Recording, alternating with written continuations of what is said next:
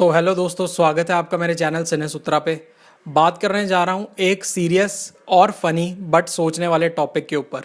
जैसे कि आप लोगों को पता ही है कि इंडियन आइडल का सीज़न 14 स्टार्ट हो चुका है, नए जजेस नए पैनल के साथ।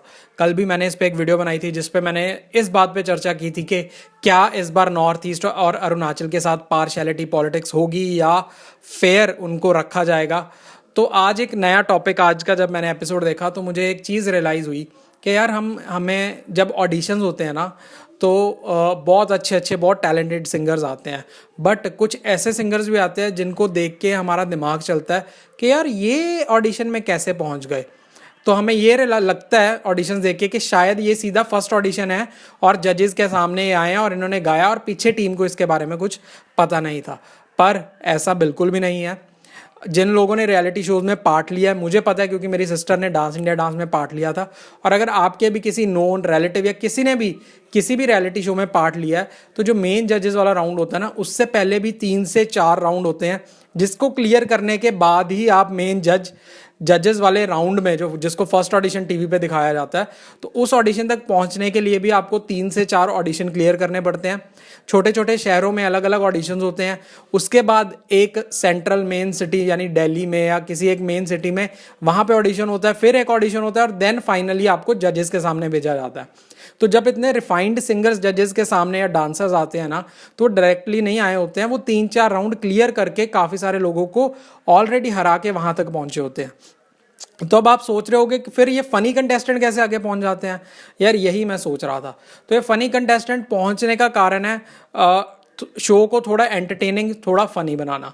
वो चीज़ से मैं सहमत हूँ, पर यहाँ पे एक और चीज़ भी है। अब जो टाइम वो फनी कंटेस्टेंट लेके जा रहा है, हो सकता है वही टाइम में कोई ना कोई टैलेंटेड सिंगर जिसको आपने पिछले राउंड में आउट कर दिया जस्ट बिकॉज कि आपके पास सीट्स जो है लिमिटेड थी, वो स्लॉट उसको भी दिया जा सकता था। तो अब ये चीज़ का कितने हद तक सही है और क्या शोज़ को करनी चाहिए और या नहीं करनी चाहिए, ये काफ़ी डिबेटेबल टॉपिक है। अब शो को एंटरटेनिंग बनाना भी ज़रूरी है क्योंकि एंटरटेनमेंट नहीं होगा तो लोग नहीं देखेंगे। बट अगर एक सिंगिंग रियलिटी शो है तो उसका एंटरटेनमेंट सिंगिंग से आता है या जो ऐसे कॉमेडी करने आते हैं सिंगर्स उनसे आता है, ये बात भी सोचने वाली है। अब मेरा यहाँ पे व्यू पॉइंट पर्सनल ये है कि किसी टैलेंटेड सिंगर, अब ये जो ऑडिशंस होते हैं ना, जिन जो मैंने आपको बताया, जो प्रीवियस राउंड्स होते हैं और इवन के जजेस वाला राउंड, कई लोग सुबह 4 बजे 3 बजे आके लाइन में लग जाते हैं, पूरा पूरा दिन वहाँ खड़े रहते हैं। एंड मैं आपको बता रहा हूँ वहाँ पे पानी का इंतज़ाम भी नहीं होता। तो मतलब पूरा पूरा दिन भूखे प्यासे रह के लाइनों में वेट करके आप ऑडिशन देते हो। और अगर आपका स्लॉट किसी ऐसे मजाक करने वाले को, मजाकिया को, जो जज को सिर्फ एंटरटेन करने के लिए गया, उसको दे दिया जाए तो आई थिंक आपको भी बहुत ज़्यादा बुरा लगेगा। तो I want to know your opinion on this कि क्या ये चीज़ सही है। क्या सिंगर्स के स्लॉट काट के ऐसे लोगों को स्लॉट देने चाहिए जो सिर्फ मजाक करने आए हैं, जो सिर्फ टाइम पास करने आए हैं।